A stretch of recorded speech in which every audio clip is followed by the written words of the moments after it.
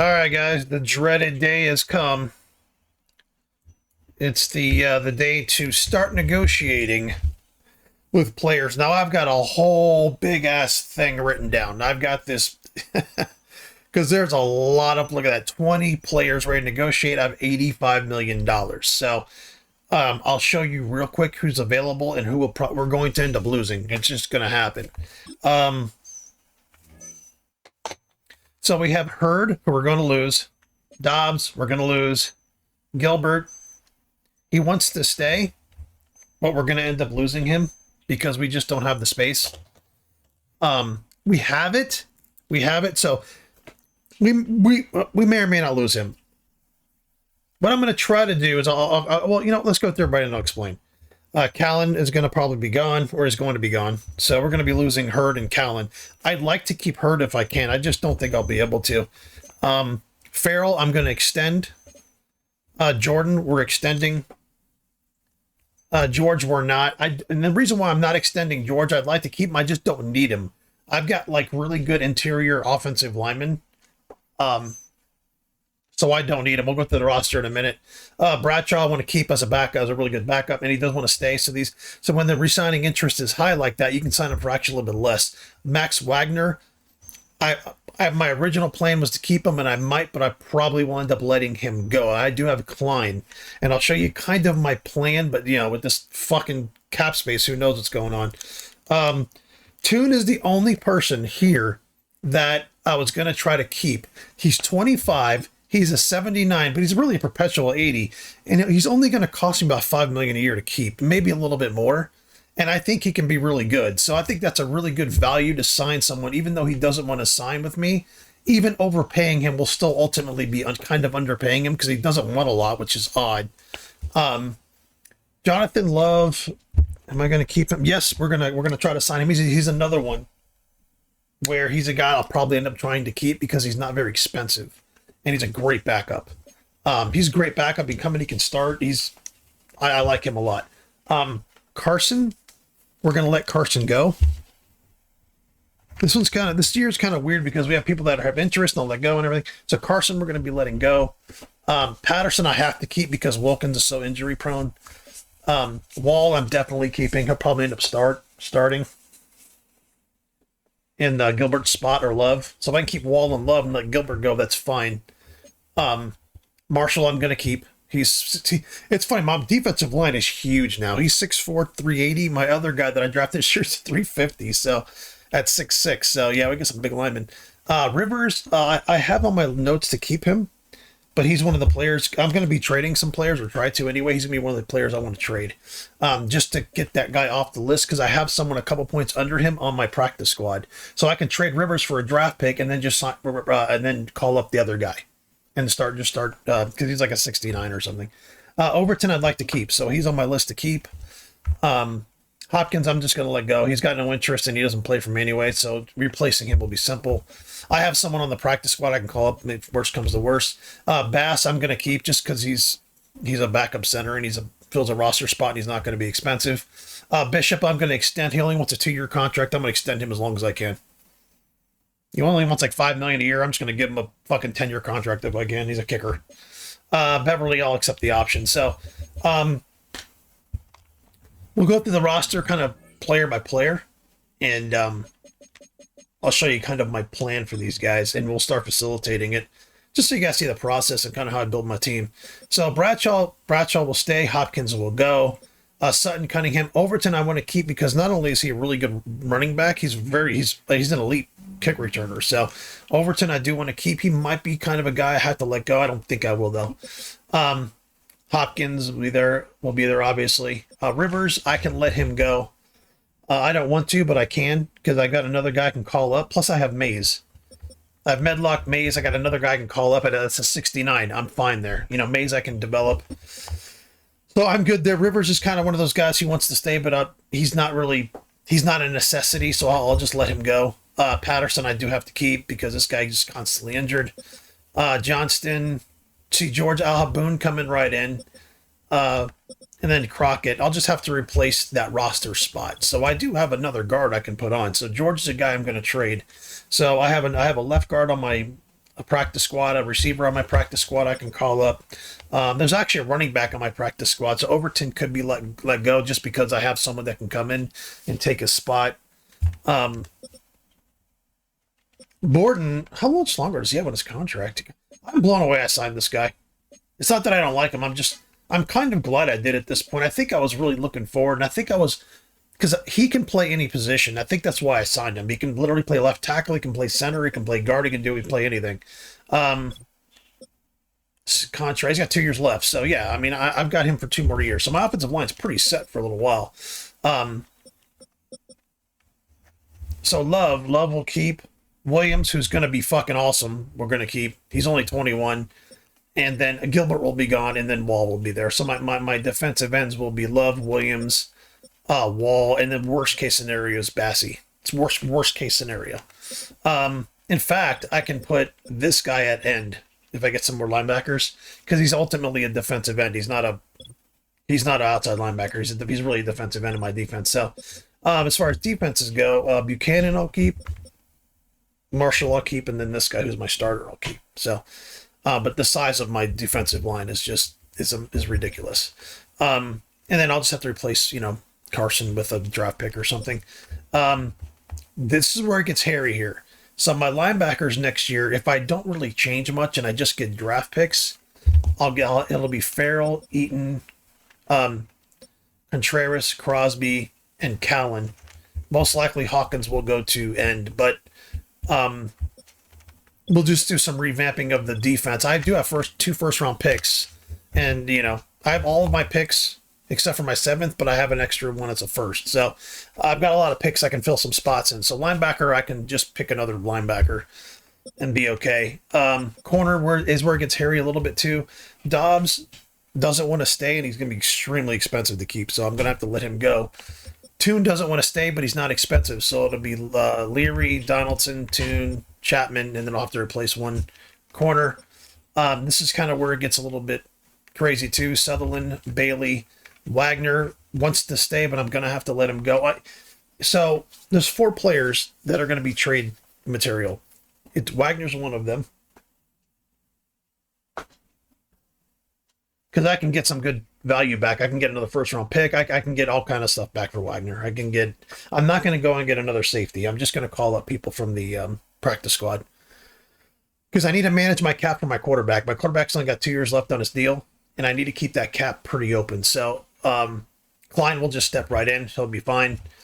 I like Klein a lot. I think he's really good. We also have Bailey, who we drafted. So the quality of this team's going down a little bit, but the cap is going to be healthier for my quarterback. So you got to kind of manage all of that. So I'll show you so Overton is going to be a trade. We're going to try to trade Overton for a pick, and I can recall up a running back.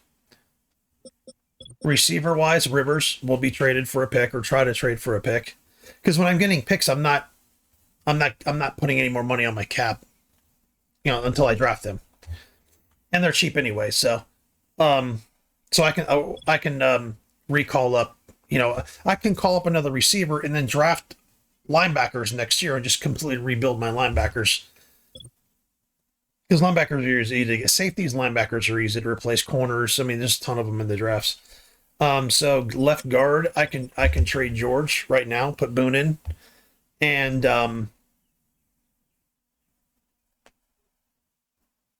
get a pick. I might keep George this year. George is one of the guys I'll probably keep, but I do have a left guard I can call up, because it's kind of like, why would I trade him at that point? Why would I trade him? But he's one. If I can get a good value for Wagner, George I'll just keep, because I don't know. And then the safety. Let's go through our the strong safety, sorry. So as far as, I'll show you my practice squad real quick. Sorry, I got a bunch of shit going on behind me. I don't know what's going on. So it's distracting me. So practice squad wise, we have Ballard, who can call up, who looks like he might be good. I was looking at him. He's only 22. He's a 69. He'd be 75 by the end of the year. And then Whitefield, who's I don't know if he's worth calling up or worth the other guy trading for because he's kind of older. So I was looking at him. This is the other guy I was looking at. I think he can step into that kick returner role. So let's write down, let's see, wide receiver, prioritize wide receiver, running back, and there was a safety. Duvall, he's interesting because he's only 21. I like the young age. He is only a 63. But with Klein starting, Bailey can be the main backup for the rest of the year, and Duvall can kind of just play. The problem is he's really raw. So I think maybe just the wide receiver and the running back will get traded, but those are tough ones. Those are tough ones because they weren't priorities anyway. So I can get a first round pick for Wagner, I think, without a problem. I can get a first round pick for George without a problem. Now, I think what I'll do is keep George, just because the guy that I'm calling up from the practice squad's not the best. And that kills my depth. It absolutely destroys my depth. It destroys it. So what I might do is trade the receiver, the running back, and the safety. Maybe to the same team. And get back picks. Get back picks, call up these guys from the practice squad. And because I think I've got cap space this year, I can do that. Let's double check that. Does it say my cap space? Let's do this here. Let's go to sign somebody. Let's just go to sign Pollard. It'll say what cap space I have available. So I have 2.36 million in cap space, so I do not have much in cap space. So, and it's not going to open up if I trade somebody. So that's probably not much of an option. The biggest option there would be the best option would be receiver. The option that would give me the most back is the safety. That's the option that would give me the most back. So that way I don't have to worry about signing a safety. I've got my safeties. My backups aren't the best, but I've got my safeties. And probably could sign the running back. The problem is I don't like pushing my cap to the limit. I like having space. The wide receiver is a big one. I really want to call that wide receiver up, to be honest.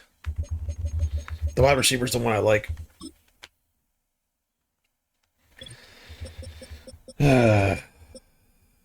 Decisions. Yeah, that's the guy right there. That guy I think is going to be good.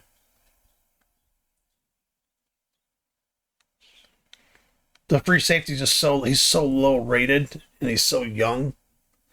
And that's in reality, that's such an important position. It'd be tough to call someone like him up.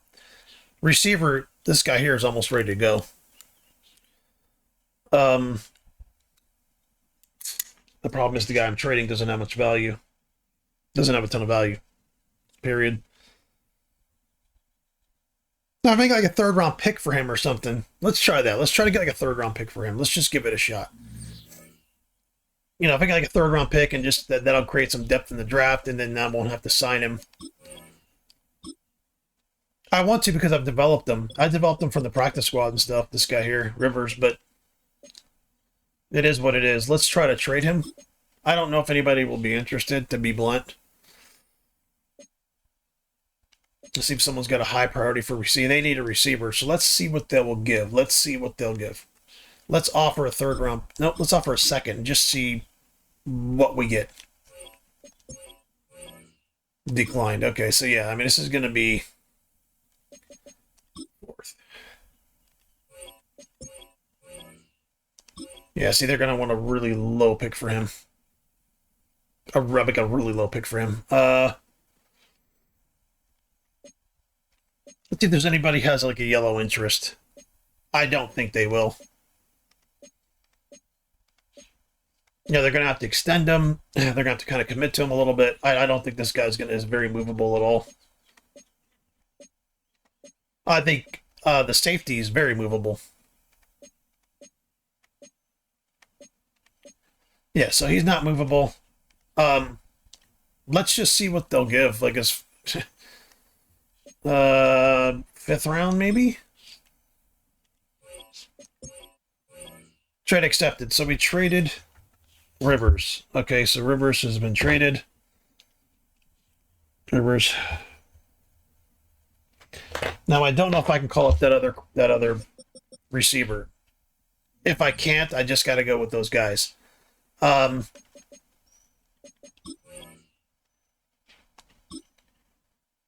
think I'll be able to call up that guy with no problem. Call him up.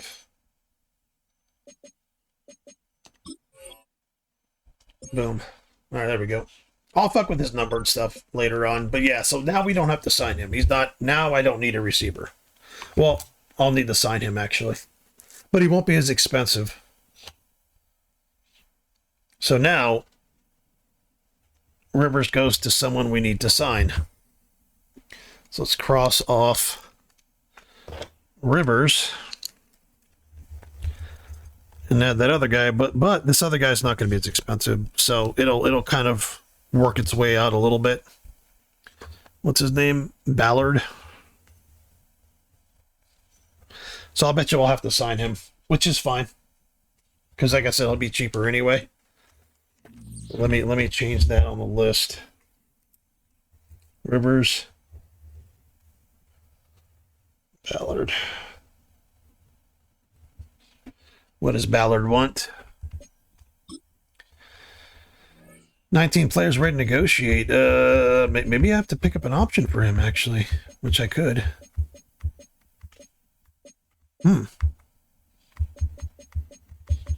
He's not going to have to be signed next year? Hold on, what's his contract for? Oh, if that's the case, that's beautiful. Maybe it's like a rookie deal. Maybe he's on a rookie deal. You know, he's got a couple of years on it. Ballard. Stats and contract. Yeah, I'm going to have to re-sign him. I'm absolutely going to have to re-sign him. So he's on there. I just don't know what he's going to want. That's a question mark for now. He'll probably pop up next week. That's my guess. What he wants will be on next week. On there next week. So we'll redo that.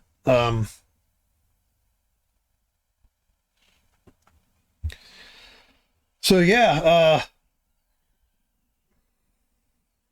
got a 5th round pick for him there. I can't afford to call anybody else up. That's right, I forgot I had no cap space.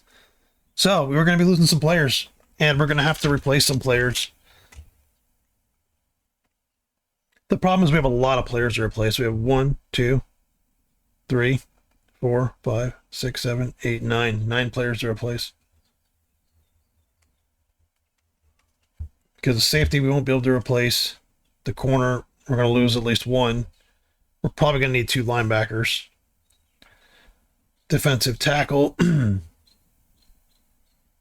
Guard. See, I'm going to have to keep a practice squad guy, most likely quarterback. You know, the running back or something like that. What if I just flat out cut Overton? What if I just flat out cut Overton? See what it opens up for me. Because if it opens up some cap space and I don't have to sign him, I could just call up the other guy. Let's see what that happens. Let's see what releasing him does. So we're gonna free 1.1 million, but incur a penalty of 160K. So cutting him would allow us to call up the other player, which would free up some space for us, and we wouldn't have to sign him. But the problem is we'd have to sign the other guy too. That's kind of the problem. So we still have that position to replace. Practice squad wise, he's only a 65. He'll be not significant, but he's cheaper. He'll definitely be cheaper. Oh God, this sucks. Because I'm kind of going on an assumption here that Cobb is going to be cheaper, and he's going to want to stay. That's kind of the assumption. So that's a rough one to get rid of a player like him who's 27, who's really good. Believe it or not, he's really good. And in the grand scheme of things, I could resign him. I could resign that guy. I could resign him. Absolutely resign him. Let's see what would just flat out cutting Wagner do for me? He's not worth cutting. He's not worth cutting.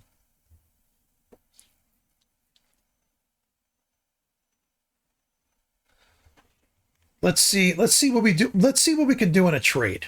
Let's see if we can get another safety back in a trade or something. Like I said, the interest is going to be low because of him having to be extended.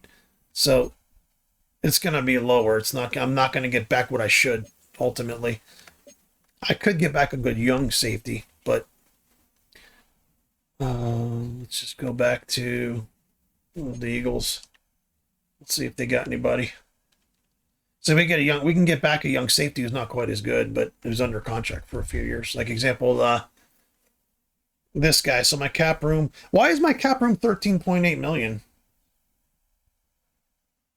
Like I don't know where this cap room is. Like I don't get it. See, it says I have cap room, but I don't. Now, is that because I'm getting rid of him? Is that the difference between the guy that I'm trading and the guy that I'm trying to get? There's only $1 million difference there, so that's kind of odd. That's just kind of a weird thing here. So let's see, what is his contract like? Let's look at his card.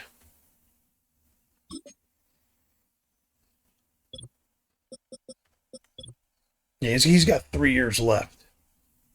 So I don't know if how negatively he's gonna affect the cap, because he's going to be a $9 million cap hit, which takes away from my cap. So yeah, that's not going to work. That's not going to work. The only thing that would work would be me trading him for a draft pick. That's the only thing that would work. Or just outright cutting him. It's the only thing that would work. So he's better off to keep, to be honest.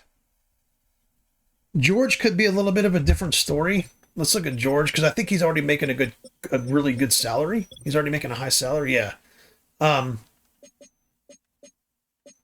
Let's see what we can get for him. I don't think it's good. I think it's going to be kind of pretty much the same. Let's see if anybody's any green interest here. Everybody's interested, so nobody's green yet. Like I said, the problem is he has to be extended, so that's the issue.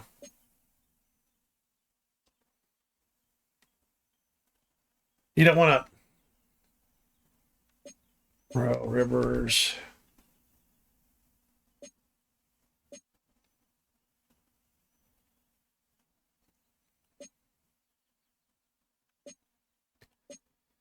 So I want to get a guy who's young. 6'5", 338. He's a 79. He's probably got a few years left on his deal. 2 years left, which I'm going to have to re-sign him next year. Fuck.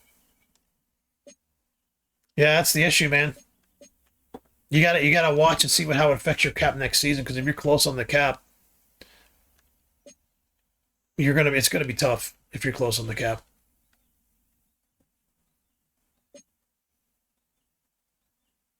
He's got 3 years left on his deal. He's only making $1 million.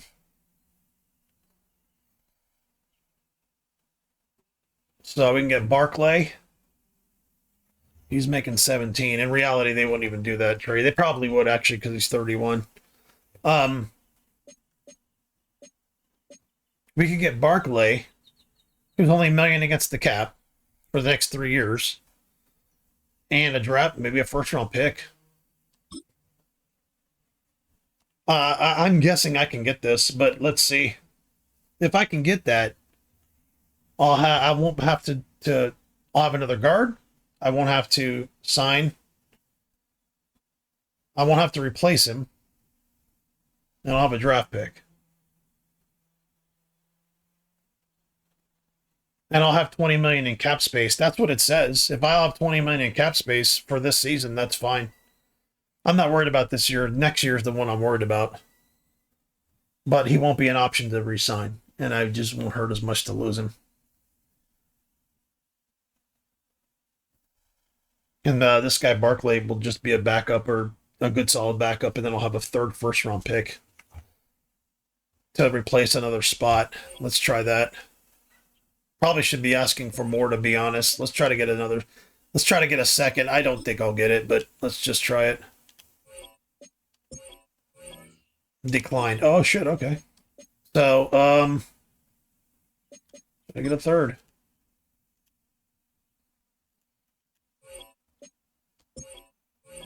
Accepted. Okay, cool. So we have that. Now we can cross guard off the list. We can cross guard off the list. We can now cross him off as a need.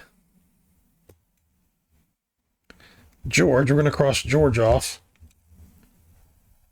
And then put in Barclay.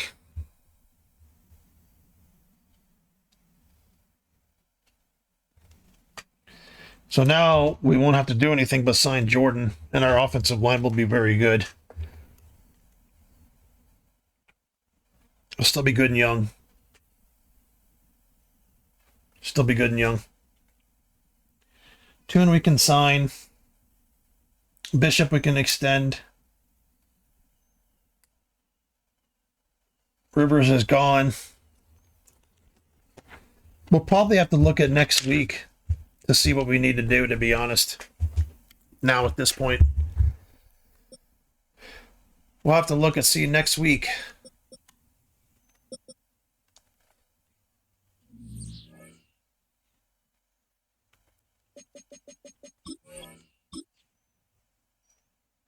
Now what I could do, since I've got all that cap space, what I could do, believe it or not, what I could do is trade Gilbert. And there's a really good guy sitting on the waiver wire that's older but not expensive. So we can trade Gilbert, get some value back for him, like 2 first-round picks probably at least. And then we're cooking. Then losing these guys isn't as harsh. You know, now we've got things to, you know, players to we can replace, especially since I'm rebuilding my linebacking core. I'm just completely rebuilding it. And I can put I might go get a linebacker and put him at end. To be honest. Go get another linebacker, put him at end. Or like I said, I could just sign that one guy. That one guy was like one of the best pass rushers in the league. I'll show him to you.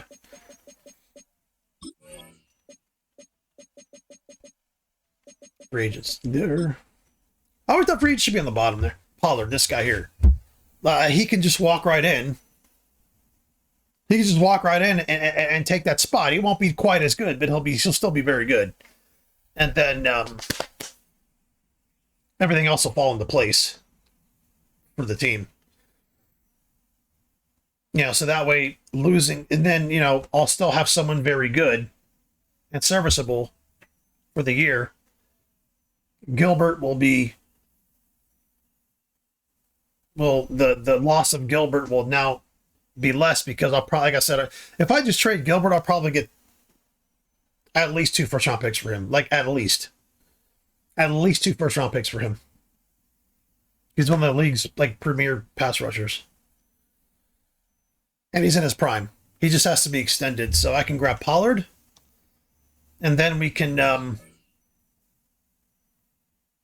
draft the replacement. Because then we'll have 4 first-round picks next year. And then, like, the year after that, we'll have 2 or 3. Let's see our draft picks. Yeah, right now we've got 3.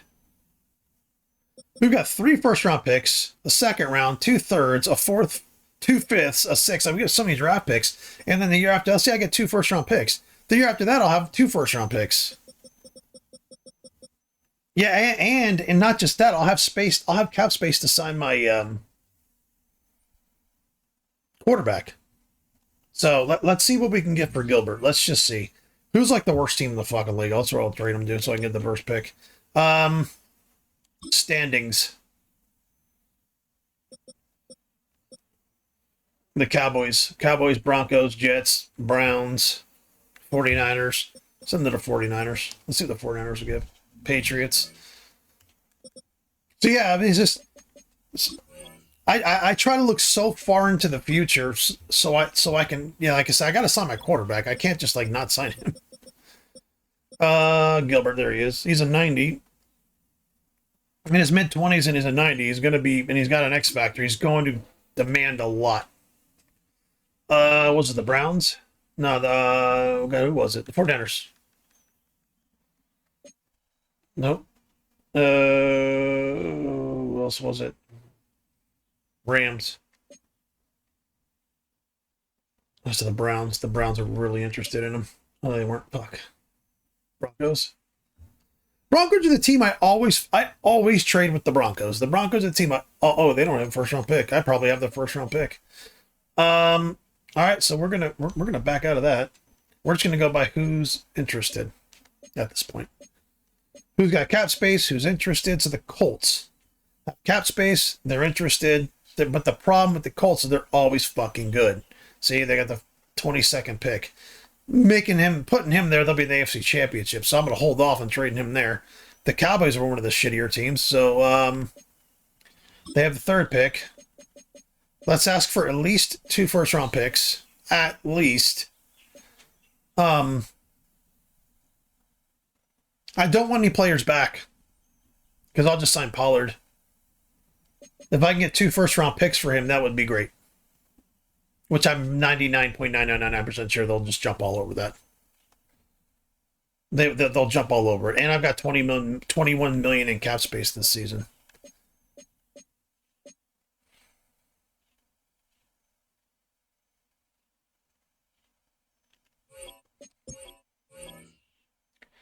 Oh, trade decline. Okay, you know what? Fuck that shit. I'll give up a lesser pick. There you go. Have that. Trade decline. I knew they would decline that one. Let's do 5th and 6th. If this gets it closer, I'll just throw the other 5th in. Okay, so no, they're gonna want like a 3rd or 4th back. I don't blame them. That's what I would want to. Let's go 4th. Okay, so that's they're gonna want shit. They're gonna want more than that. All right, let's do a 3rd. Now we're getting up to where they want trade decline. Okay, so what we can do, we'll throw in a 6th and see how it goes. We'll just keep throwing the picks to see if it goes up. Maybe the 2 5th I have? The 2 5ths? I want to keep like from like round 1 to 4. I'd like to keep as many of those as possible. Okay, so that's there. Let's throw in a 4th from like the season after. Trade decline. We're almost there, guys. We're almost there.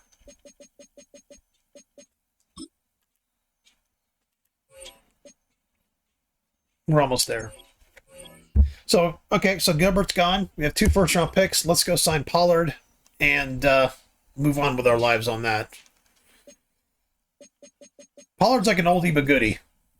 That's just what he is. Like, he was like the league's leading sacker for a little while. There we go. So Pollard's going to step right in. Gilbert is now gone. I wish this would happen week 1 so I can do this week 1, you know? Gilbert is now gone. Pollard. Okay. So Pollard for now will come in, step in, play. I'll probably have him as a backup, to be honest. All right, let's start going through our now let's start going through our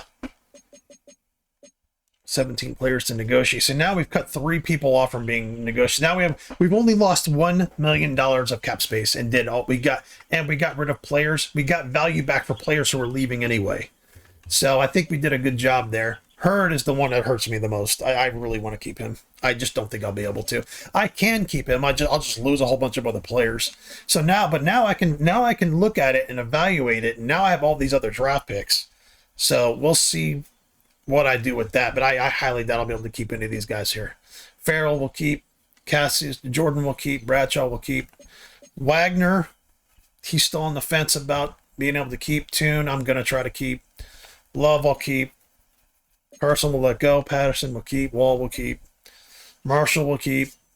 Overton, try to keep. Hopkins go. Bass keep. And then there's Pollard. Pollard, I'm just going to have him first. He's kind of like a hitman for me for this year.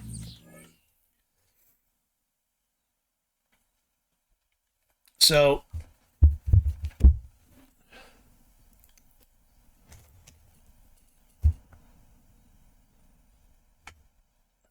guard I won't have to replace.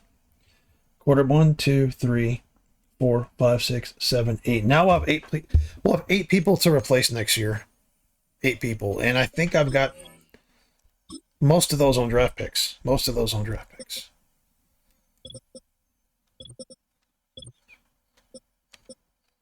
One, 2, 3, 4, 5, 6, 7. I'll have to put like one practice squad player on my team. Like literally, that's fine. And that's fine. And I've got all of my draft picks. I stopped drafting in round 4, so that's excellent. And then the year after that, I've got 2 first-round picks. So we're doing pretty well. We have the 3rd and the 4th pick right now. If the draft was today, we have 3 picks in the first 16 picks. That's, I mean,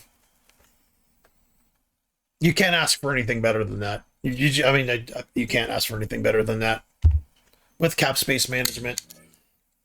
And a lot of these guys who we've been drafting who are going to be the future, who are under contract for another 3 or 4 more years, are now coming into play. So we'll see. We'll see how this goes. Let's do our depth chart and figure things out. Mitchell, Bradshaw, Hopkins. Same thing with the running backs. Beverly. Well, Amos is hurt like he always is. He's a guy I should be fucking trading, to be honest. That guy right there. That fucking guy.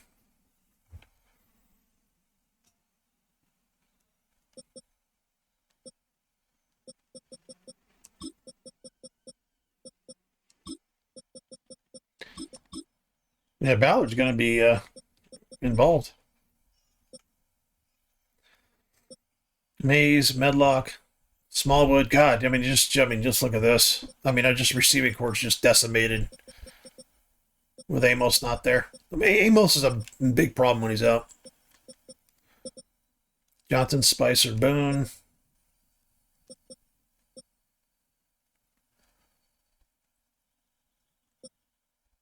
I'm going to put Crockett. I'm just going to put Crockett as the starting left guard.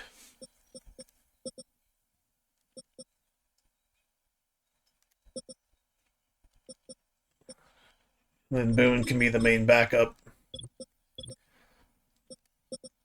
Okay, Williams, Love, Wall. Right? Williams, Love, Wall. Let's see what we got here.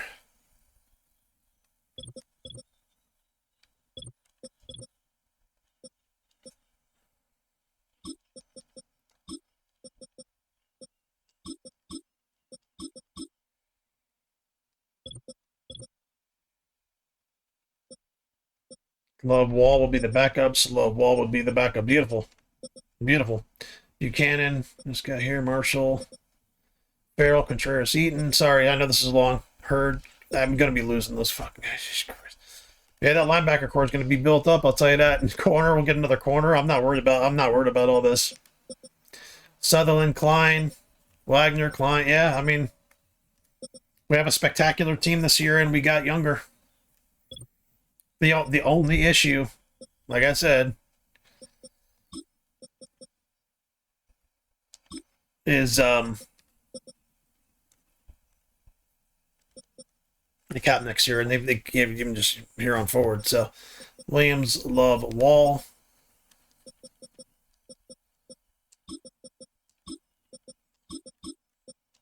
Pollard, Love, Wall. Pollard's going to be good for me. Buchanan, that guy, Carson. This guy needs to get better at this. I don't know why he's not as good at that, but we'll see. Carson should be playing more, but I should just put Marshall over him, to be honest, but I'll use him while I've got him. Kellen, Hurd, Farrell. Contreras, he's going to play a lot. Farrell, Contreras, and then I'll probably replace him with a linebacker. Donaldson, Toon, Chapman. There we go. Toon will probably step in and be the slot corner next year. There we go. Hey, I mean that's the roster now. That's the roster now. That's the roster now. All right, so I'm probably going to sit there and try to re-sign these guys. And we'll see what happens, but let's double check everyone that needs to be signed here at this point. All right, guys, we are back. So I have now redone the math, and now things have massively opened up. Now I can actually, it's looking like I can sign Hurd, which is very good. So let's just start negotiating. And we have 84 million in cap space. If I sign everyone on here for the money that I have written down, I'll have 82 million in cap space. So that gives me a couple million to play with as far as negotiating here. So I don't typically like pushing it, but now that I've made these moves, I've got those draft picks. If I can sign Hurd, that's a massive W. Massive W, because all I got to do is replace a corner, maybe one more linebacker, get another linebacker here. It's defensive tackle. So it's a massive. I'll almost have like an overage of players at that point, of good players. But sorry, I'm pouring something out. But Hurd's a guy I don't want to lose. So let's negotiate. Let's see what he wants. See, his cap hit's 19 million. I have 25 million written down here. So 0.5.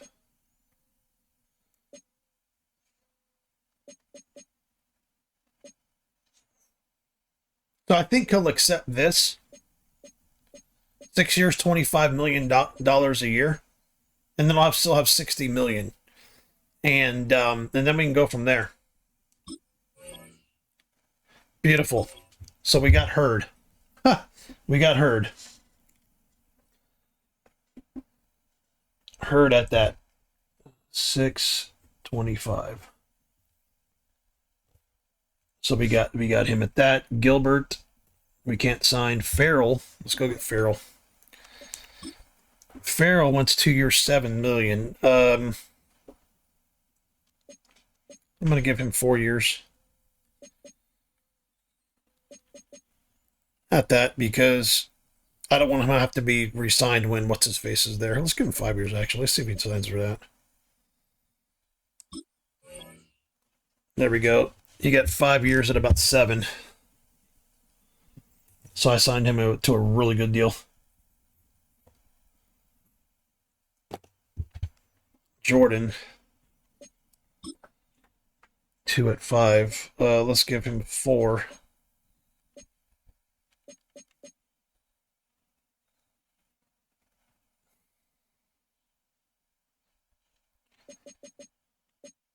Hold on.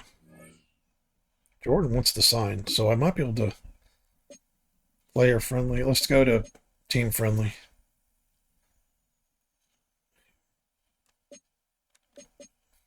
You know what? Let's just give him 4 at that. There we go.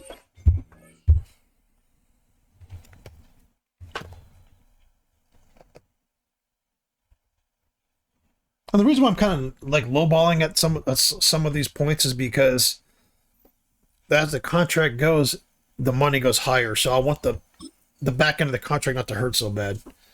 So he wants to stay, right? Bradshaw wants to stay. 2 years, 4 million. Let's give him 4 years. Let's give him 5 years.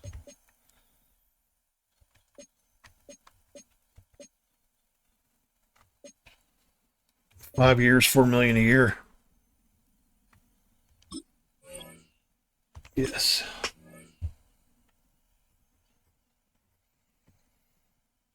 Toon is the guy. Toon is the guy that's going to be the tough one. Because we're going to kind of have to overpay him.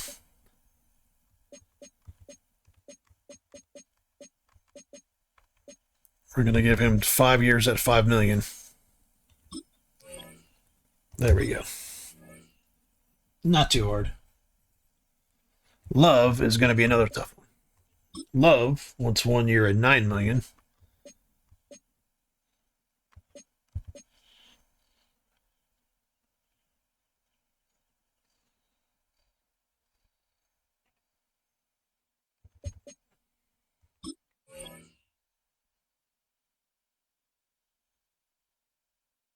Okay, so we're gonna have to keep negotiating with him. Patterson. Uh, Patterson he wants 3 at 5. We'll give him 4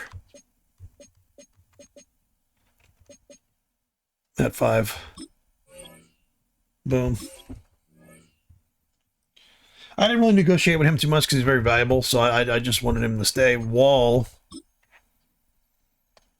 2 years at 8. We're going to give him 4 years at 8. Wall, 4 years at 8. This is working well. Marshall, extend him 4. Let's go 5 years for him. Did he want to stay? Yeah, he did actually. Let's go there. 5 years, 5 million. Let's try that. Did he want to stay? Oh, never mind. So we have to renegotiate with him. Okay. All right. Bass, 1.5.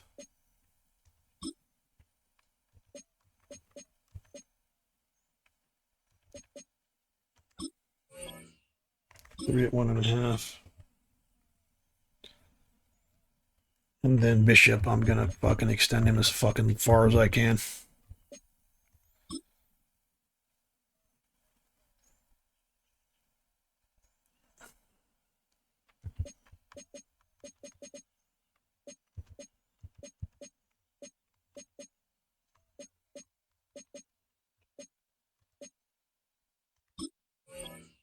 Beautiful. 7-5.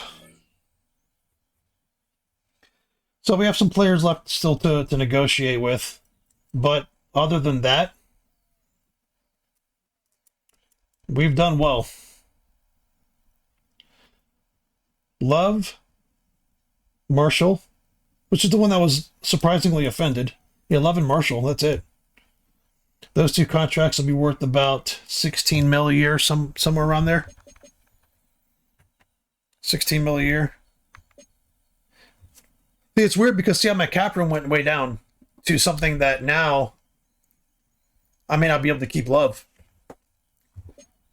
Marshall I'll be able to keep. Love I won't be able to keep.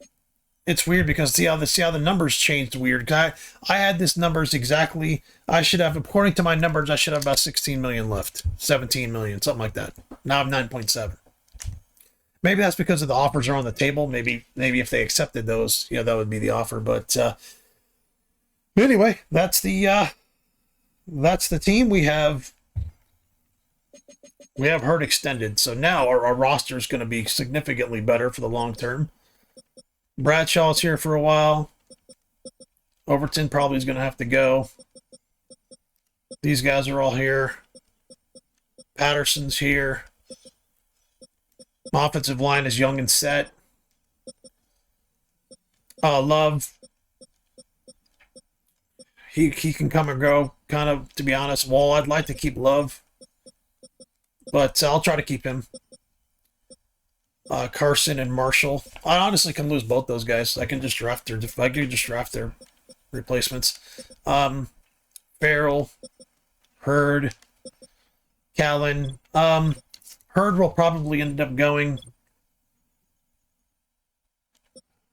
Contreras will probably actually end up going outside, to be honest, or Farrell. So I think Hurd's a better middle. I think Contreras is going to go outside to where Callan is now. Or the new guy, whoever the new guy is. And then Dobbs. Did we sign Toon? Yeah, we signed Toon. So yeah, we have so little bit to replace. So we have to replace a safety, corner, 1 linebacker, at least 1 linebacker, if not 2.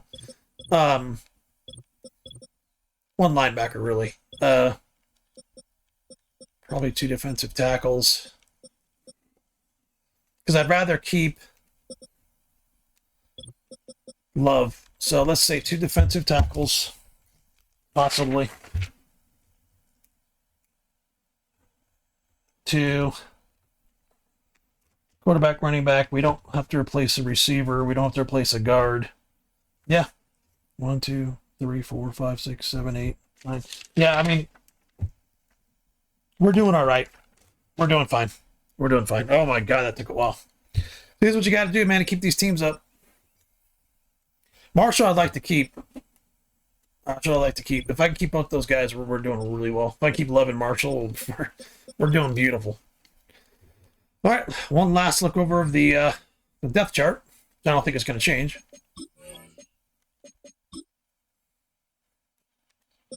Mitchell, Cunningham, Sutton, Hopkins. Receiver the same. Wilkins, Patterson, Johnson. I'm going to keep Crockett there. Boone, Barclay.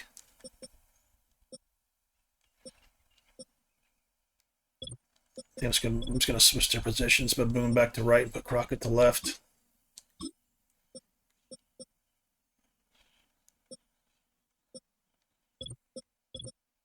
Yeah, we'll do that. We'll do that.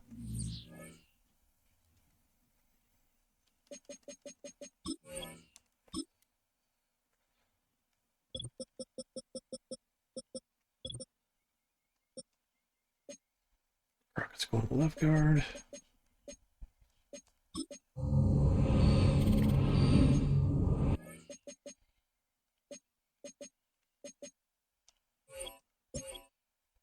Boone's going to go back to right.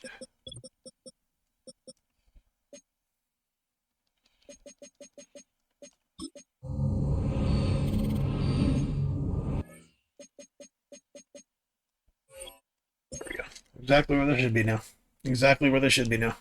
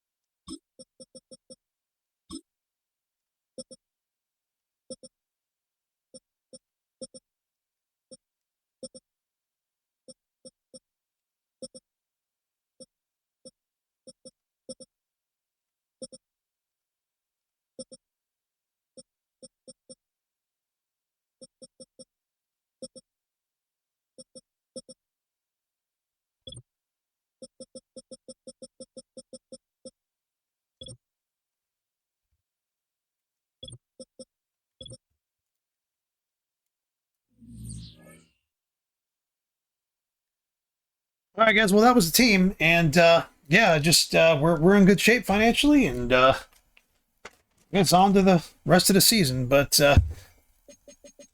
one more time, depth chart, one more time.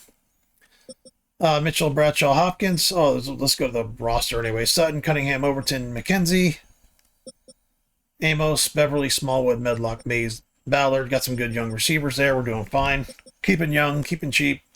Wilkins, Patterson, Bolden. Johnston, left tackle. Crockett, left guard. Jordan, center. Borden, right guard. Boone will be stepping in whenever he leaves. Knighton, Spicer.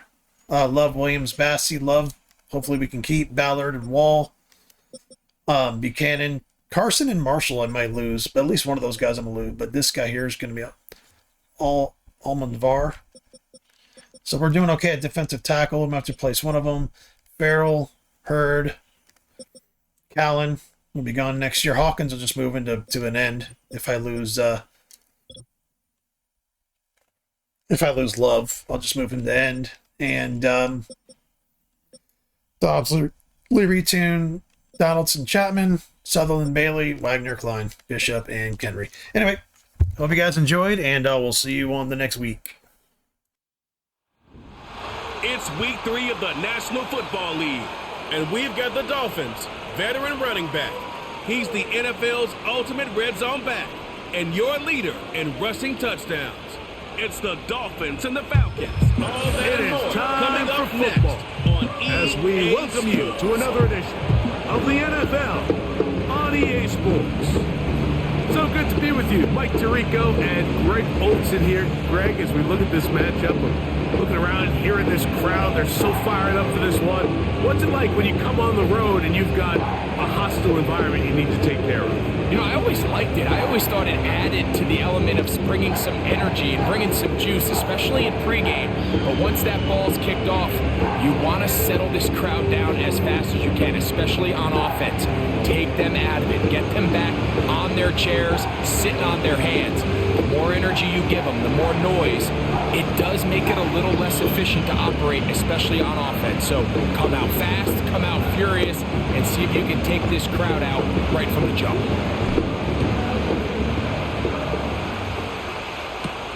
Here's Smith to return it. And it'll be brought down past the 25. Decent field position to start this drive. The Falcons set to take over here on offense. They are led out by a man who's done this now for a long time. Their veteran quarterback.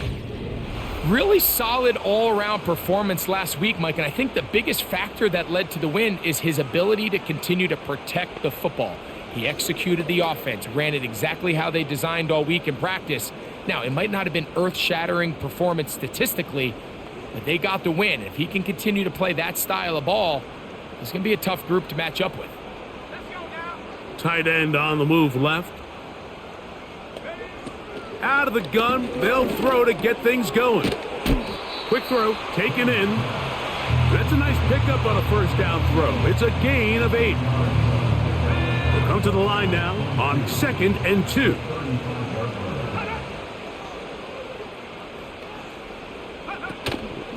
Off the play fake, he'll look to throw. Oh, intercepted on the second play of the game. And the Dolphins are going to take over once again at their 37-yard line. So anytime a team suffers an early setback like that interception, human instinct says, Mike, we need to get away from our game plan. We need to adjust. I don't think that's the case. There's a lot of game left, a lot of chances to avenge that play and still connect downfield on some of these passes. All proven, though, Mike, they've got to identify what went wrong, let's correct it so we're able to move forward.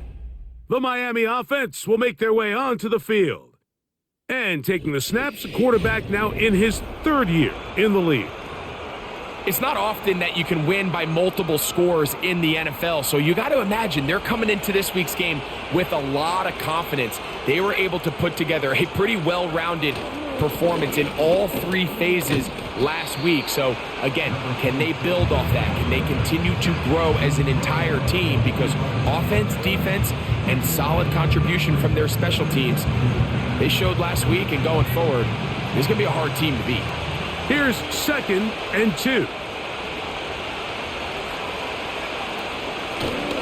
They'll stick with him again. He's got it. That's a first down up across midfield and down to the 47-yard line. This is a situation that play callers love to be in, Mike. They have all their options on the table. 2nd and short, play action pass. You can run. In this case, they choose to keep it on the ground, play it safe, pick up the first down. Quick throw here is complete. It'll be taken down rather swiftly after a gain of just 3. They face 2nd down and 7.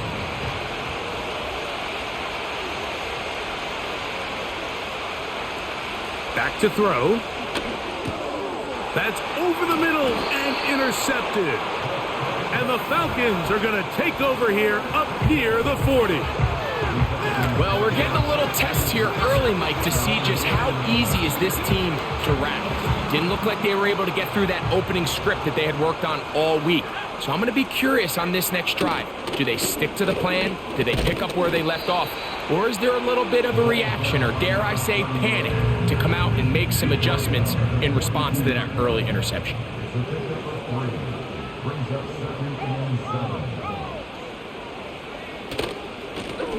Back to the ground. He'll get it again. He'll manage only about 3, so it will bring up 3rd down.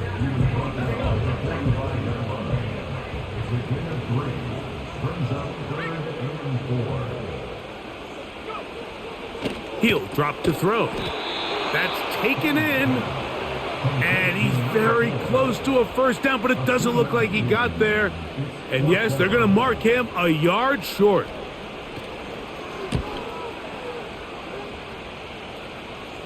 And no chance of a run back here. This one's going to sail out of bounds.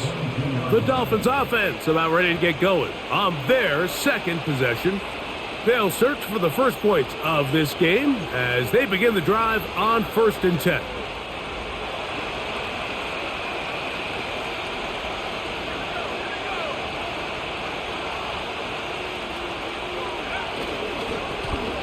This drive will start on the ground, and he'll get forward for a couple.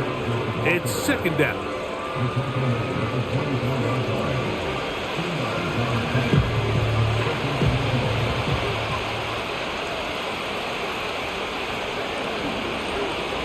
Up the middle they go. Nice gain here. He's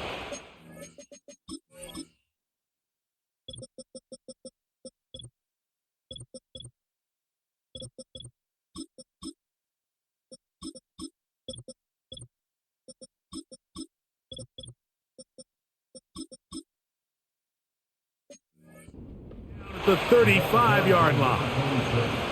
This is already a little better than the first time they had the ball, Mike. Remember, opening possession, 3 and out.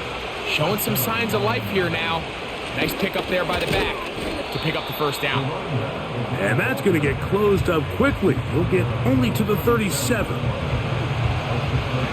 Here's a 2nd and 9.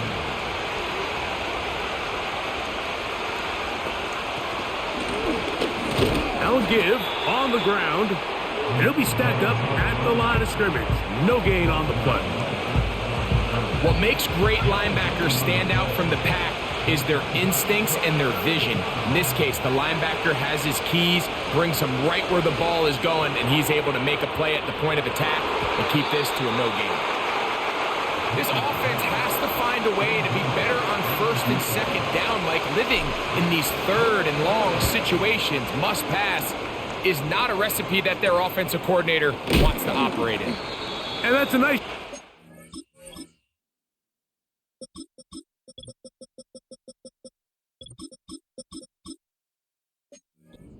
Getting to him, making sure that return was not going anywhere. Here comes the Atlanta offense now. They get set to take over once more. They'll begin with 1st and 10.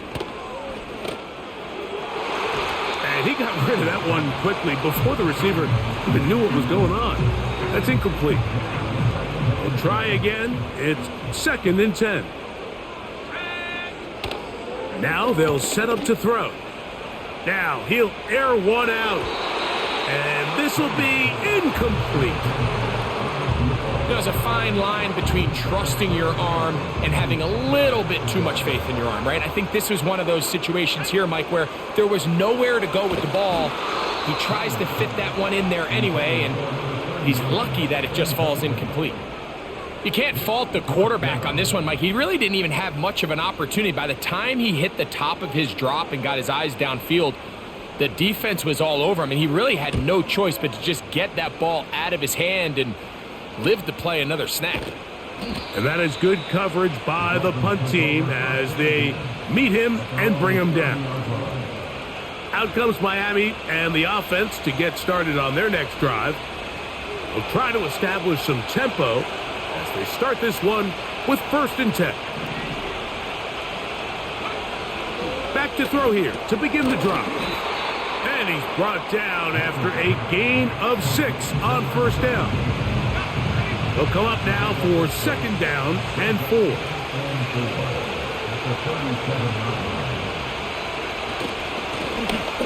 They'll try to get the running game going. His first carry. And he'll get about 4 out of that one. That should be enough to move the chains. It is 1st down. I think this 2nd down call, Mike, they were hoping that at worst they had themselves set up for a 3rd down and short. But there's no need for third down. He was able to get enough on second, and they get a fresh set of downs. Gets it away quickly, and it's caught. And they'll get about half of what they needed. It's a pickup of 5 and sets up 2nd and 5. Blitz coming. He'll throw it. Throwing over the middle. This one is complete. And that's going to be a first down. A pickup of 9.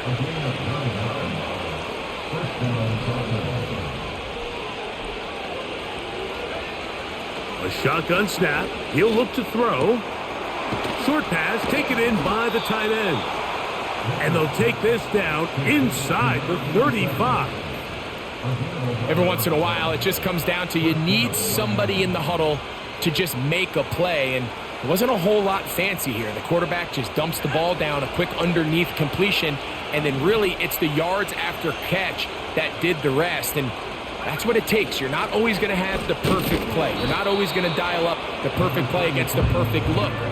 Sometimes players need to make plays, and that was a good one there. 2nd down and 8.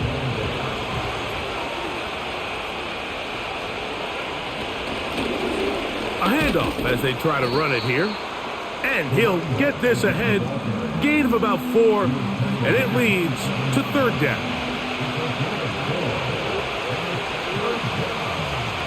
One of the tight ends in motion right.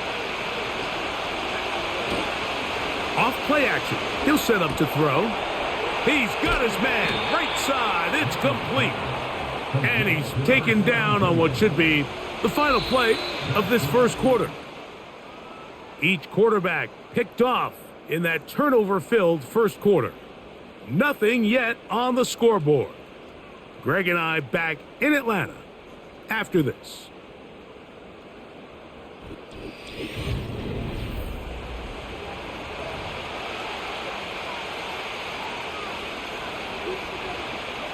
They've got it at the 8, 1st down and goal. Here's a run to the 5-yard line. Now after the run, we get a stoppage for an injured player. Athletic training staff looking at him, so we'll step aside. The ball right on the 5-yard line, 2nd down and goal. Throwing now from the gun. They're hauled in at the 2. Hard running close to the goal line, but they're going to mark him just short. Looking for that final yard. It's 3rd and goal.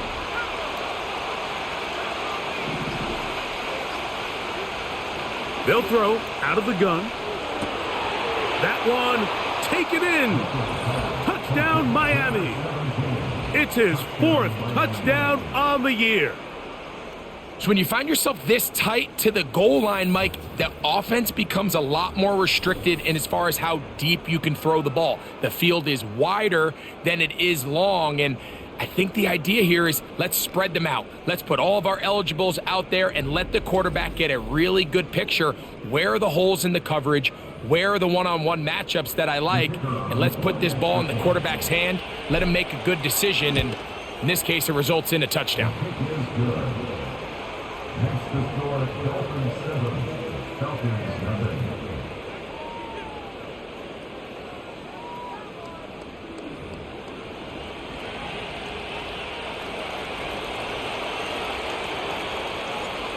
Nothing is our score as this kick is sent into the air. Here's Smith to return it. Oh, nice return, but he takes a big shot at the end of it. The Falcons offense starting to trot out for this next possession. They'll be hoping to match that touchdown from a moment ago. 7-0 our score as this drive begins with a first down.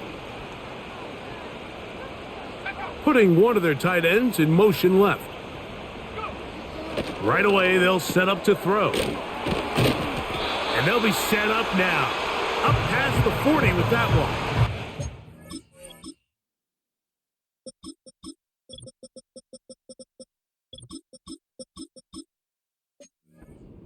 These hitch routes, they're usually just designed to pick up a few safe yards. An easy completion, get some rhythm for your quarterback.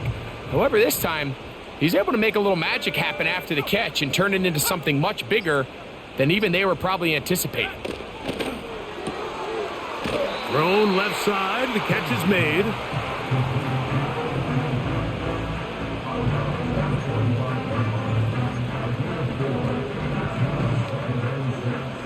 Here's a 2nd and 6.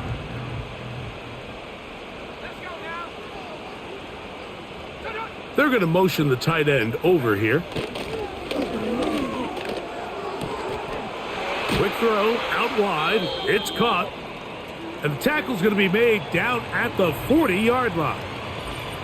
Following the completion, we'll get a stoppage here for an injured player.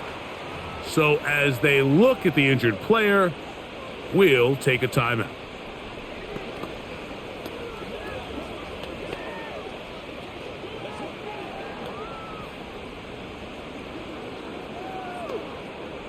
They'll come up 1st and 10 at the 40. They'll look to throw again. And he can't hang on through the contact. It's incomplete. What a good job defensively to beat him just as the ball was arriving. And it'll be 2nd down. Up until that incompletion, they've done a really nice job on this drive, Mike, picking up fresh sets of downs. And typically, throwing the ball on 1st down is a great way to do it. But now they find themselves in 2nd and 10. Do you keep it in the air and try to get the 1st down here? Or is the idea to just make 3rd down manageable and take your chances picking up a key 3rd down? And he's going to be dropped after a pickup of about 5.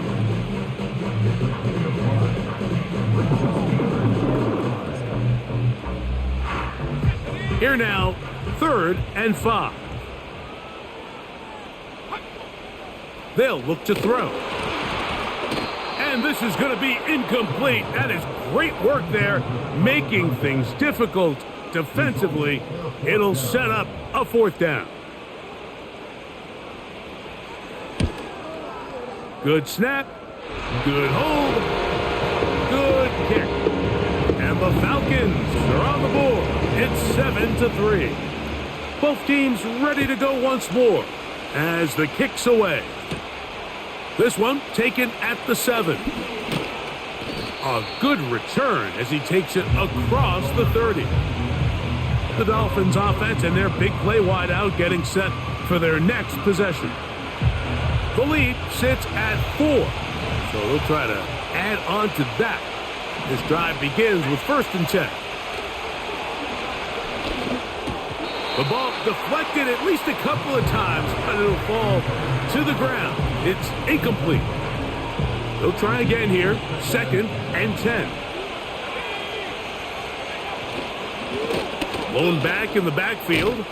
He'll get the carry here. They'll mark him down up at the 44-yard line. The goal of every offense, Mike, is to find a way to establish a balance between the run and the pass. With some success here early on the ground, will open up things as the game unfolds for the quarterback in this passing game. And he's taken down inside the opponent's 35. Really impressive job by the quarterback to stay in there. He knew that hit was coming in the pocket, but he held it just long enough to let his receiver win versus man coverage and deliver that ball on target. Any quarterback in the league, Mike, at this level can operate when things are clean. But when you have guys bearing down on you, can you hold it a little bit longer? Because if not, the timing of the play just doesn't work out.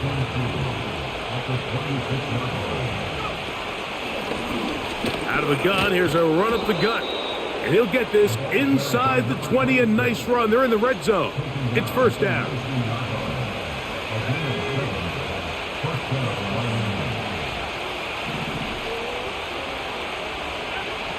In the red zone now, he'll drop to throw. The drag route. We used to say this is day one install. Every single offense in the NFL has this sort of route, especially for the tight end position. And depending on the speed and the run after catch ability of the tight end, sometimes it can lead to some of the biggest gains. This one's going to be taken in over the middle to the goal line and in. Touchdown, Dolphins.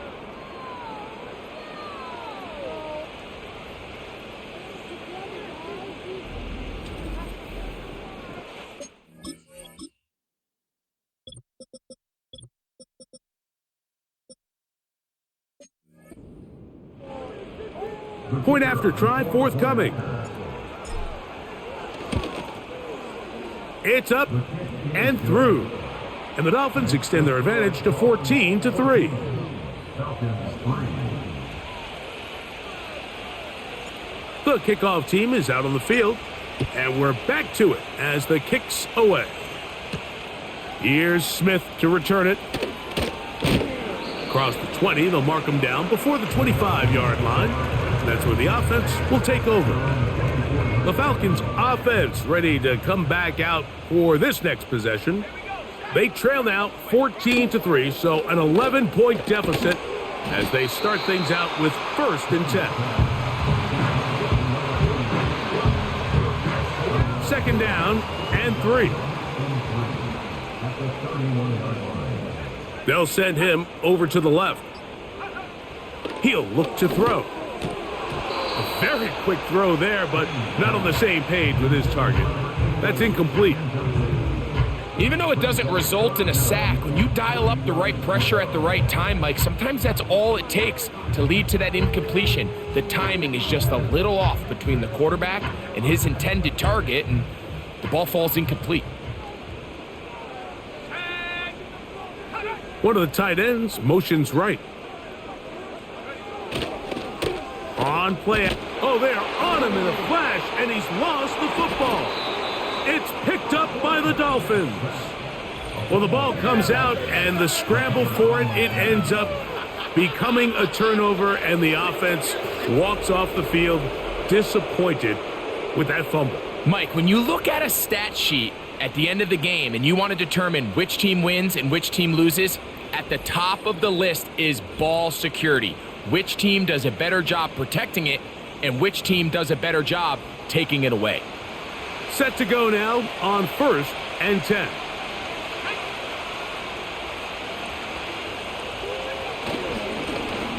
They'll turn and hand this one off. A modest gain, maybe 2 yards. It's 2nd down.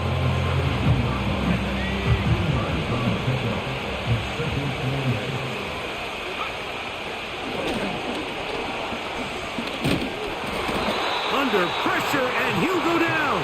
They got him. So, backed up after the sack, and now it's 3rd and long. They send the tight end in motion. Now, faking the give. Throwing right, it's taken in. When you throw the ball short of the sticks on 3rd down, you're relying heavily on the yards after the catch. So give credit to the defense here. Once the ball carrier had the ball, multiple guys around him, corralled him.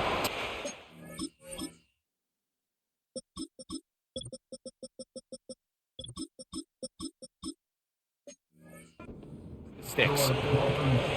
And this is what you want. I mean, you clearly have the advantage, but you want to continue to apply pressure. Can you score every time you get the ball? They're able to do that here. They tack on 3 and extend their lead. The Falcons offense makes their way back out to the field for their next possession. They trail by 2 touchdowns, so the time is now. Got to get that rally going. It starts with 1st and 10. He'll be forced to just throw that one away. It's incomplete.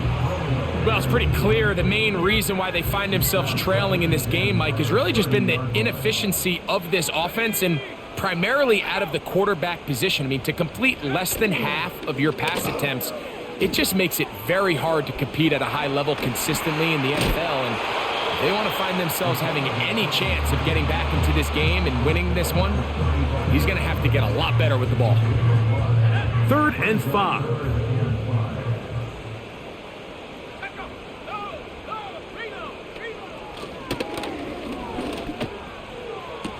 Throw to the sideline. Well done. Good job with the feet. Stays in bounds. It looks like, and yes, they do, have the 1st down. 2 minutes to go here till halftime. Greg and I back to Atlanta in a moment.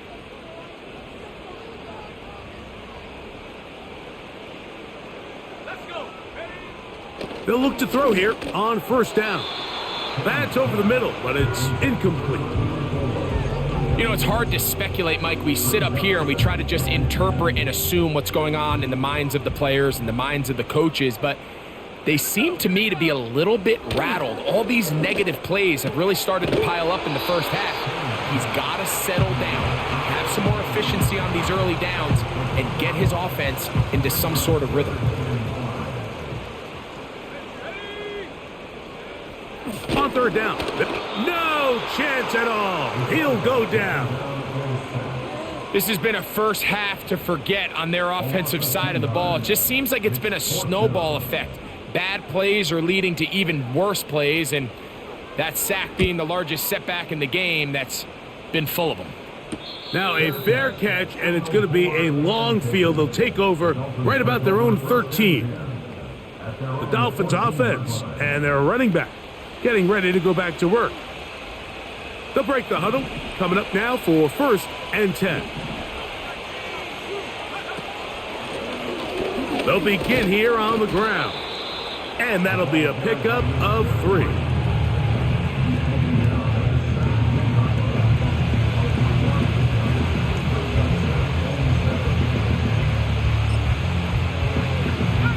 Second and 7.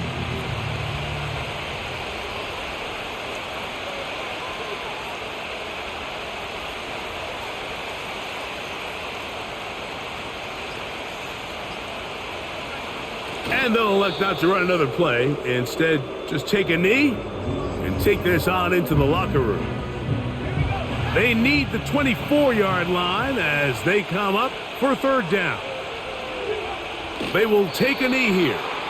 Falcons go ahead and take their 2nd timeout as they stop it with 28 seconds to go in this first half. On comes the punter now as he'll hit this from just outside of his own goal line. Here comes Smith.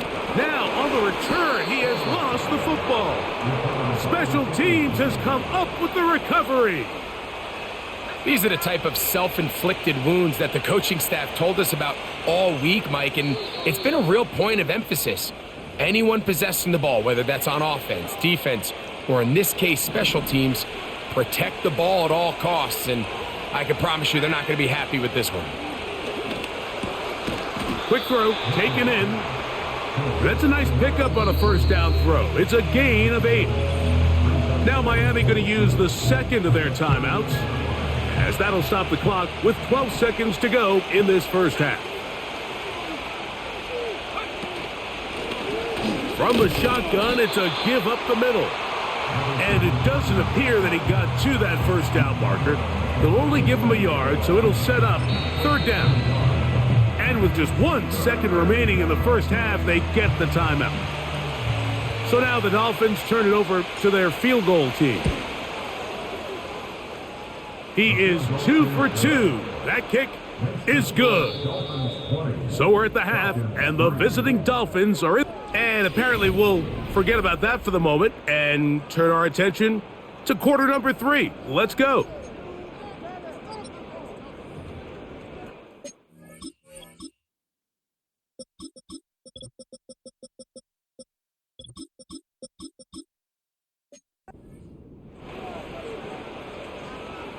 Very one-sided first half of action. Will we get a turnaround? Let's find out. The 3rd quarter is underway. And a solid run back there. He'll get this out past the 30-yard line. Following the kickoff, we have an injured player on the field. A fresh set of downs to work with. It is 1st down and 10. The hole closes quickly. He'll pick up about 3.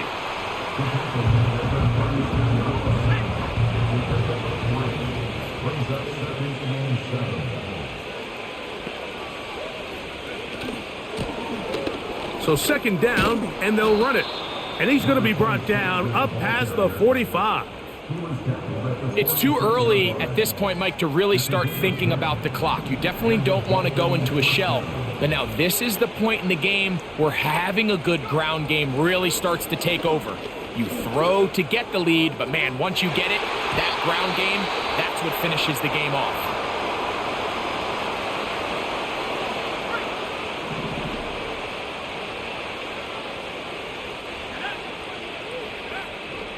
Back to the air once more on second down. And unable to connect there. It's incomplete.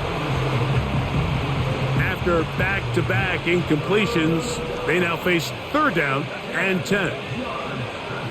Back to throw. They'll try to hit him with a screen. The screen works for 10 yards and a first down. Number 26. It's a gain of 10. First down, Miami. Working from the shotgun, he'll hand this one off. And a nice run. Get him about 9. It'll bring up second down.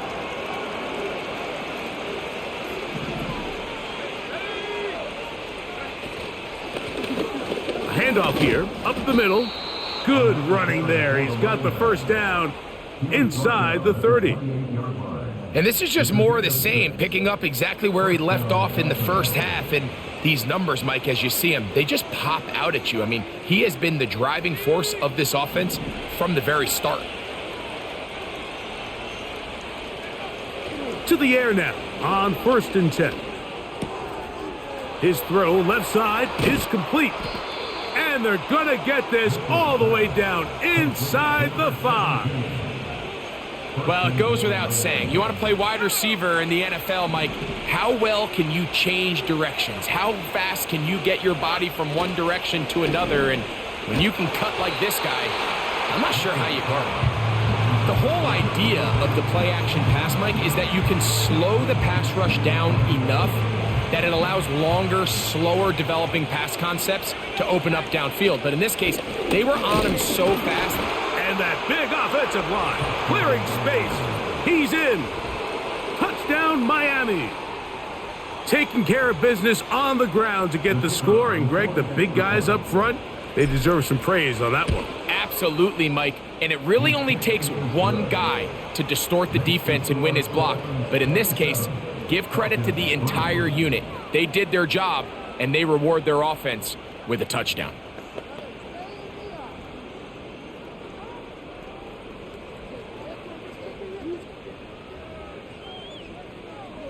Both teams ready to go once more as the kick's away. Here's Smith to return it. And he is stopped at the 25, and the drive will begin there. The Falcons offense and their quarterback headed out for their next possession.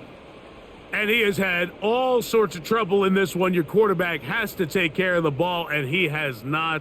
Turning it over in the air, turning it over as a fumbler. You just cannot win football games in this league when the quarterback's giving the defense the ball. And that's what he's done in this one. From the 25, they'll go to work. First and 10.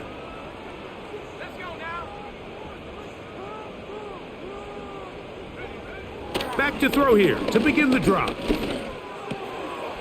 No one open. He'll drop it to his running back. And they'll be set up now. Up past the 40 with that one. They'll come up here. First and 10. They put a receiver in motion to the left. On first and 10, they'll set up to throw.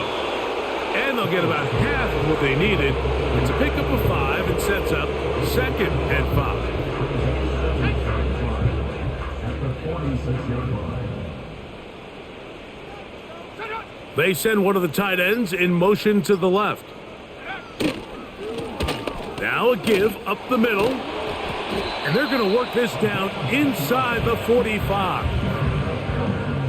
Finding yourself down here, multiple scores in the second half.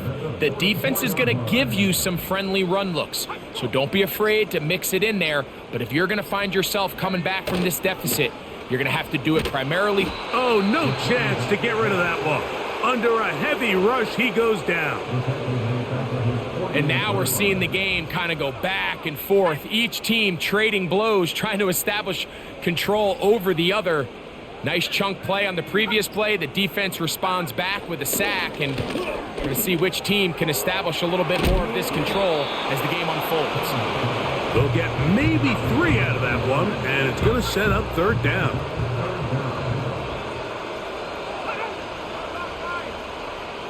He'll drop to throw. Here's a screen set up for 4. And they were hoping for a little more on that one. Brought down well short of the first. So it'll bring up 4th down. The Falcons send their punting unit out, as he'll punt it away for the 4th time today. Oh, not the greatest punt there. This is going to hit and go out of bounds. The Dolphins offense and their quarterback ready to go once more. And we run you through the highlights here. It has been a very big performance from the quarterback position, instrumental in leading and executing, and now trying to finish strong and take his team to the finish line.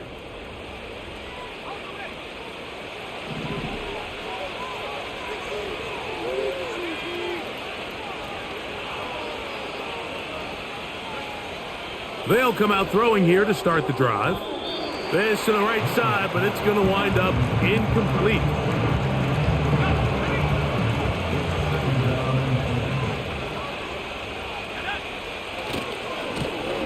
They'll run. He'll try the left side now. He'll pop this ahead for about 4, but it will set up 3rd down.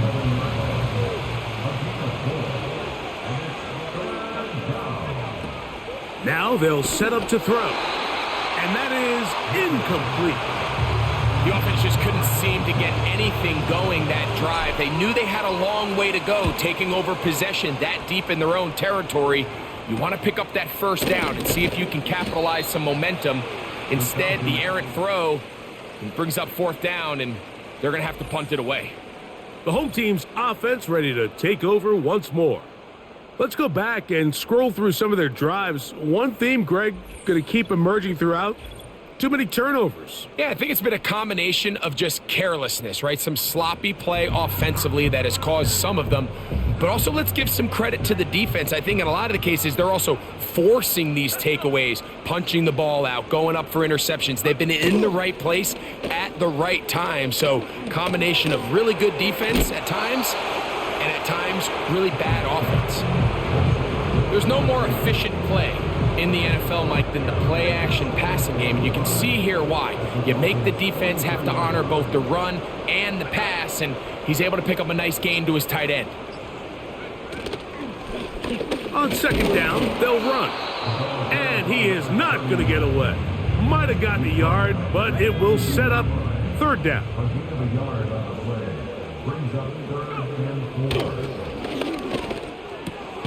He's got his man, right side, it's complete.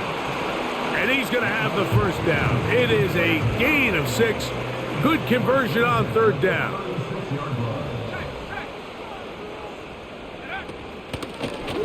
From the gun, they'll try to run it. Not much there, maybe a yard. Here's 2nd and 9.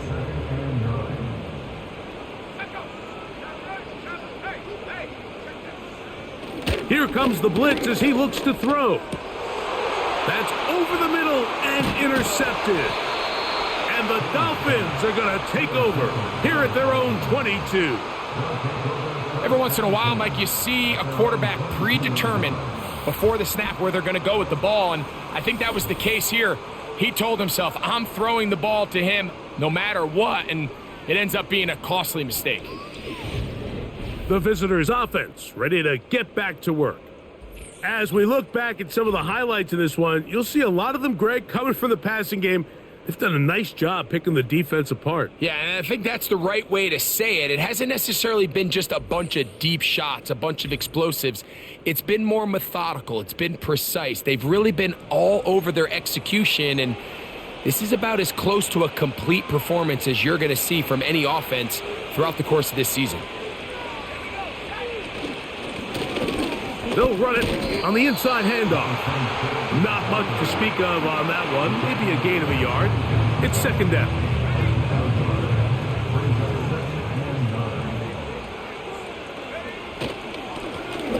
They'll stick with him again. He'll get about 3, and that's going to lead to 3rd down. Backfield empties. 5 receivers in the formation for 3rd down and 5. He's got his man on the in route. Yes, take it in over the middle. And he's going to be brought down here on what will turn out to be the final play of the third quarter.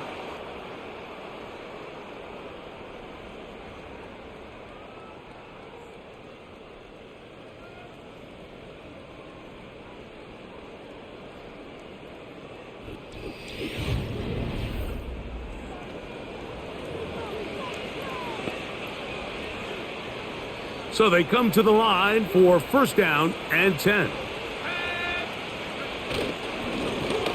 Now a running play. And they get this one across midfield to the 47-yard line. And his fine afternoon on the ground continues. The last run going to put him up over 100 yards for this one.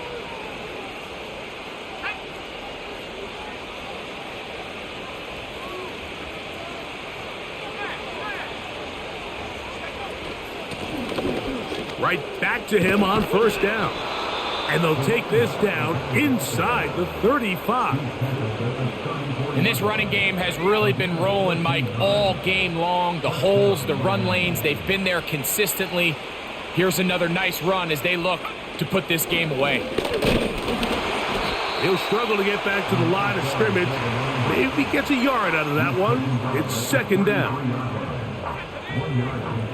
Brings up second and 1.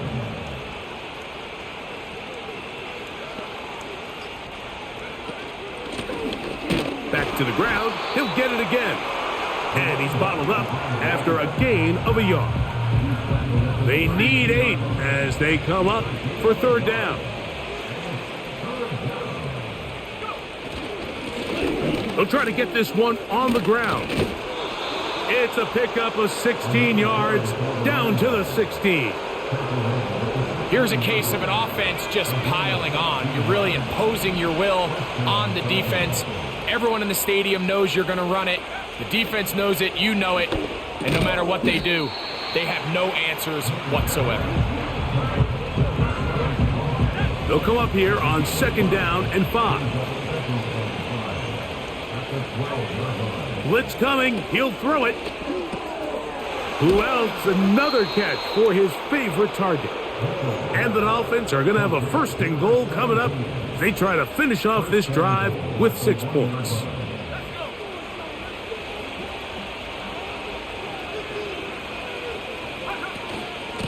They'll try to run this one in. And no signal, waiting. They say he did not break the plan. He's down inside the 1.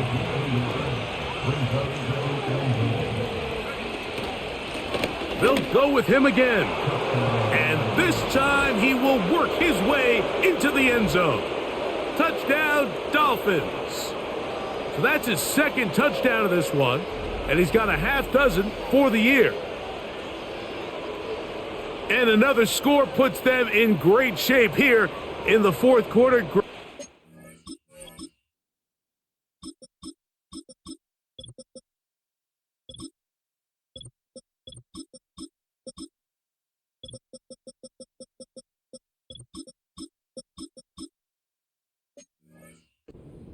On their way to 3 games and 3 wins. And they say the only thing better than being 2-0, Mike, is being 3-0. And barring something unforeseen here down the stretch, they're going to get their 3rd straight victory to start this season. Can't ask for a much better start. And this is going to give them a real good opportunity late in the season to find themselves in pretty good position. The kickoff team is out on the field. And we're back to it as the kick's away. Here's Smith to return it. And a decent return there. He'll get this up just shy of the 30. The home team's offense ready to see what they can do with this next possession.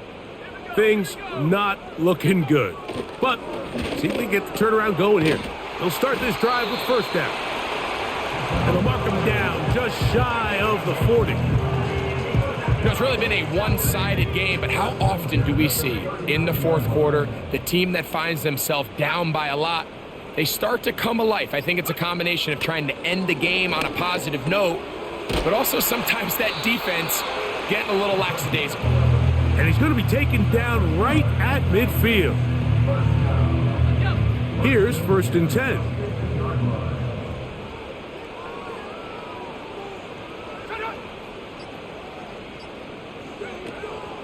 from the 50. He'll set up to throw. And that keeps him ahead of schedule. That's a first down completion of 7 yards. Here's 2nd and 3 to go.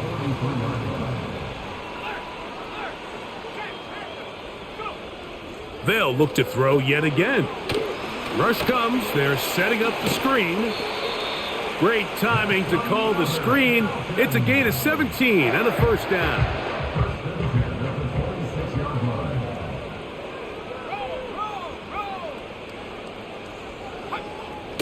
They'll look to throw again. Got his receiver on the in-cut. He's got it. And he's close to another first down as he's brought down just shy of the marker. He'll come to the line now on 2nd and 2. Back to the air one more time. And this drive's going to continue. He's taken down, but they are set up with 1st and goal. First and 10 at the 10-yard line. You have a tight end motioning left here. Up the middle they go. And the woes in the running game continue. They're going to subtract yards there. A loss on the play. Just feels like this has been the story of the day for this offense. Just unable to get anything going on the ground. And a big reason they find themselves trailing and another loss of yards. And he'll be taken down. Let's call it the 7-yard line. And here comes 3rd and goal.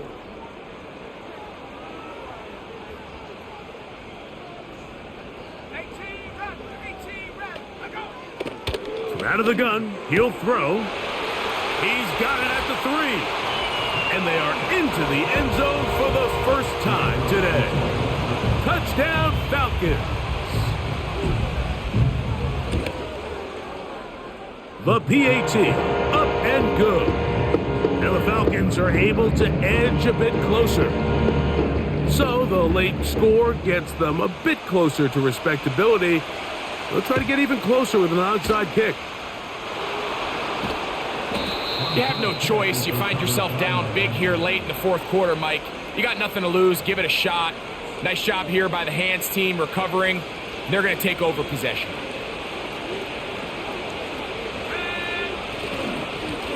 Blown back in the backfield. He'll get the carry here. And he is stopped in his tracks. Loss of a couple on the play.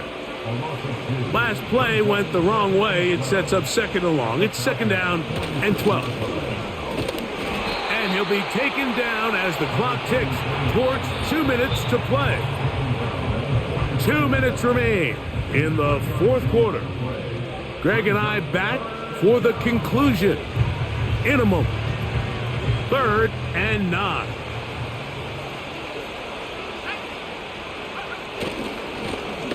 A handoff as they try to run it here.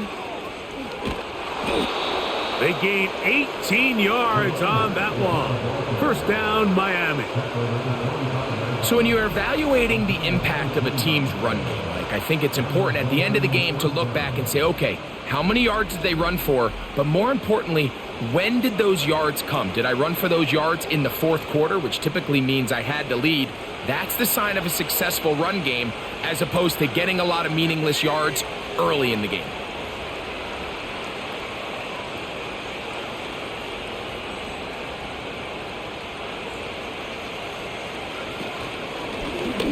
They'll stay on the ground. And he'll work forward for about 3. It's 2nd down. Now after the run, we get a stoppage for an injured player. That is a worrisome development here late in the game. They face 2nd down and 7.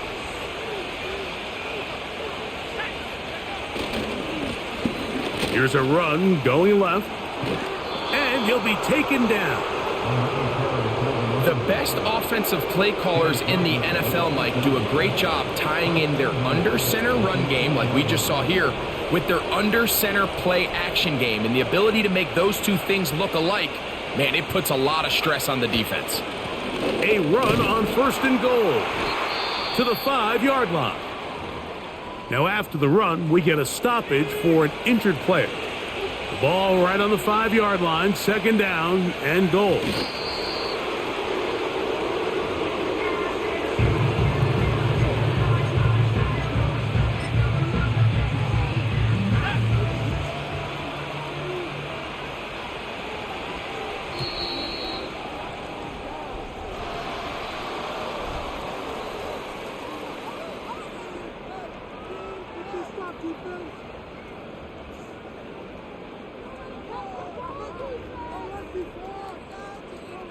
So, a win here for the visiting Dolphins. They continue their winning ways in the month of September. They're off to a 3-0 start. So, that'll do it for us. For Greg Olson and our terrific team behind the scenes, I'm Mike Tirico. You've been watching the NFL on EA Sports. Follow us on X at EA Madden NFL. So long, everybody.